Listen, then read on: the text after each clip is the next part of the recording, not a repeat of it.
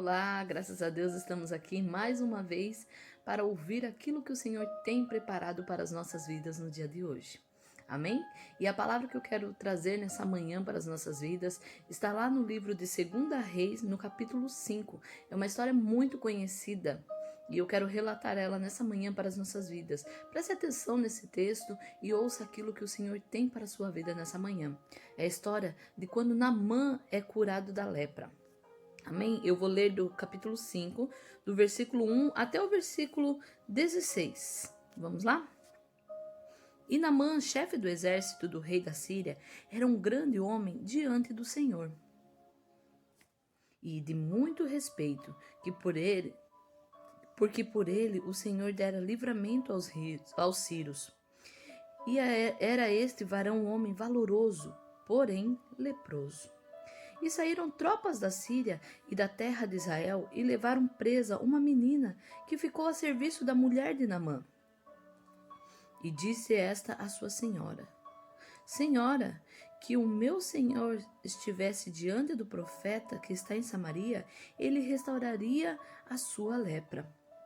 Então entrou Naamã e notificou a seu senhor, dizendo: Assim falou a menina que é da terra de Israel. Então disse o rei da Síria: Vai, anda, e enviarei uma carta ao rei de Israel.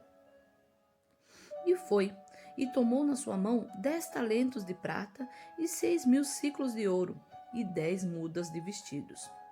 E levou a carta ao rei de Israel, dizendo: Logo em chegando a ti esta carta, saibas que eu te enviei Naamã, meu servo, para que o restaure da sua lepra. E sucedeu que, lendo o rei de Israel a carta, rasgou os seus vestidos e disse: Sou eu Deus para matar e para vivificar? Para que este envia a mim, para eu restaurar um homem da sua lepra? Pelo que deverás notai, peço-vos e vede que busca ocasião contra mim. Sucedeu, porém, que ouvindo Eliseu, homem de Deus, que o rei de Israel rasgara os seus vestidos, mandou dizer ao rei: Por que o rasgaste os seus vestidos? Deixa vir a mim, e saberá que há profeta em Israel. Veio, pois, Naamã com os seus cavalos e com o seu carro, e parou à porta da casa de Eliseu. Então Eliseu lhe mandou um mensageiro, dizendo: Vai e lava-te 7 vezes no Jordão, e a tua carne te tornará e ficarás purificado.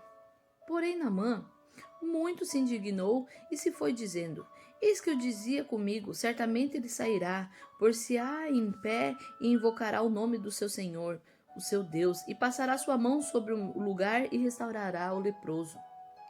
Não são porventura Baná e Fapar, rios de Damasco, melhores do que todas as águas de Israel? Não me poderia eu lavar neles e ficar purificado? E voltou-se e foi com muita indignação. Então chegaram-se a ele os seus servos e lhe falaram e disseram: Meu pai, se o profeta te disser alguma coisa grande, porventura não o farias? Quanto mais dizendo, te lava e ficará purificado. Então desceu e mergulhou no Jordão 7 vezes, conforme a palavra do homem de Deus, e a sua carne tornou-se como a carne do menino e ficou purificado. Glória a Deus. Aqui nesse capítulo está contando a história de Naamã, um homem que era muito poderoso e tinha uma doença. E o anseio dele era ser curado. E ele foi até esse profeta Eliseu.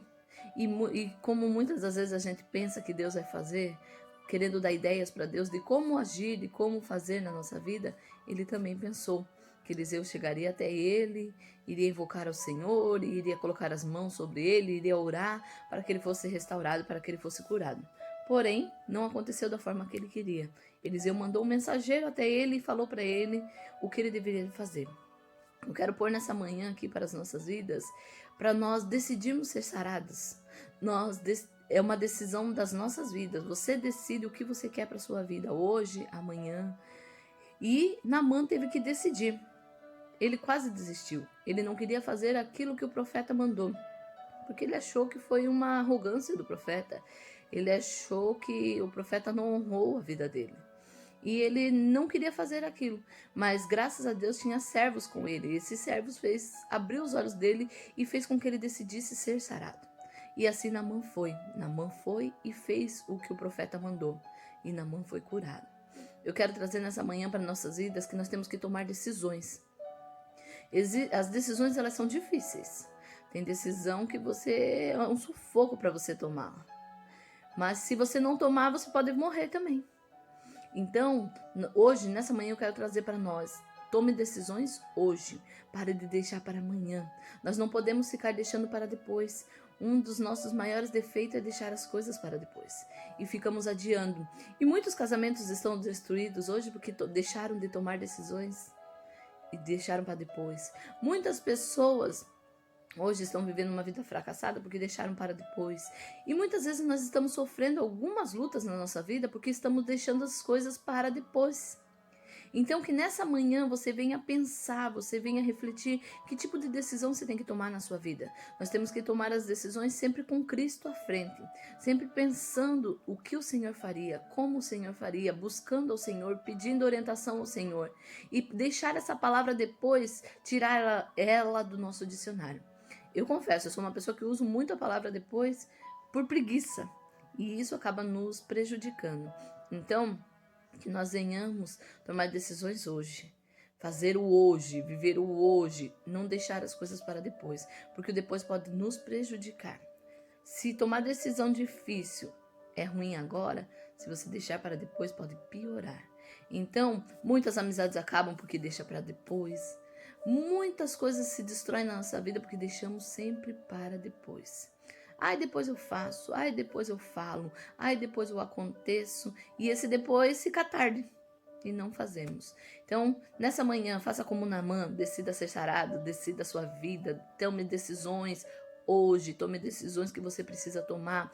Deus, muitas vezes você está orando e pedindo: ai Deus, mas o que eu faço, o que eu faço? Deus está esperando você tomar uma decisão.